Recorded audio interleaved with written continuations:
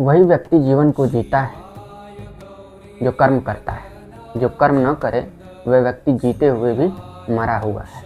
और जो कर्म करता है वो जानता है जीवन में जो कर्म है उसके दो प्रकार हैं, एक पाप और एक पुण्य। पापों का फल जीते जी नरक होता है और पुण्य का फल जीते जी स्वर्ग होता है। पाप क्या है? जो व्यक्ति दूसरों को कष्ट और दुख देता है किसी भी तरीके से, किसी भी उपाय से, वह व्यक्ति पाप करता है। उसका जीवन जीते जी दुर्दशा में पहुंच जाता है। लेकिन पाप व्यक्ति करता ही क्यों?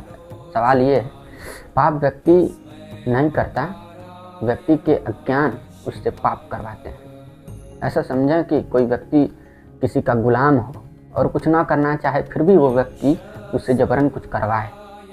जैसे अगर आप किसी और के दम पर जीते हैं, वो आपका खर्चा चलाता है, वो आपका जो है कि खाना पीना और रहने का और सब कुछ वो उठाता है, तो आपसे जो कहेगा वो आपको करना पड़ेगा, क्योंकि आप उसके गुलाम हैं, क्योंकि आप उस पर निर्भर हैं।